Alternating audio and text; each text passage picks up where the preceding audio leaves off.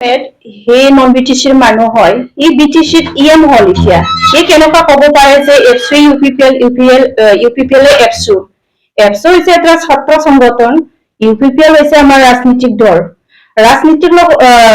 এফচুৰ লগত আমাৰ ইউপিপিএল দলে জড়িত নাই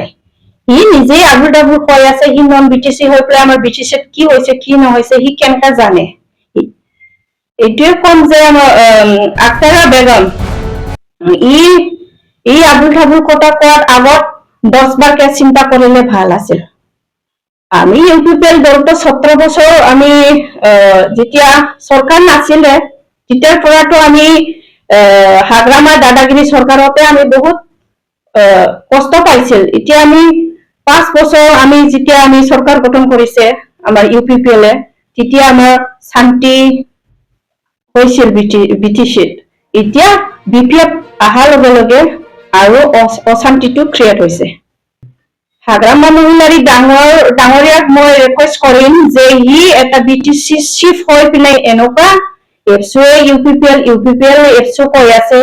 এইটোতো ইউপিপিএল দলটো কেতিয়াও এফচুৰ লগত জড়িত নাই আমাৰ ৰাজনৈতিক দল আমিও ক'ব পাৰিম যে হাগ্ৰামা মহিলাৰী ডাঙৰীয়া সিও বিএলটিৰ পৰা আহিছে আমিও ক'ব পাৰিম যে বিপিএফ বিএলটিও বিপিএফ সেম কথাটো আমি ক'ব পাৰিম আক্তাৰা বেগম বাইদেউক আমি এইটো অনুৰোধ কৰিম নেক্সট টাইমত যেতিয়া আপনি আবুল টাবুল কথা কোৱাৰ আগত আপনি 10বাৰকে ভাবি লওক তাৰপিছত নজনাকে কথাটো আপনি ক'ব নালাগে ডিষ্ট্ৰিক্ট উমেন সেৱা এইটো ৰিকুৱেষ্ট কৰিম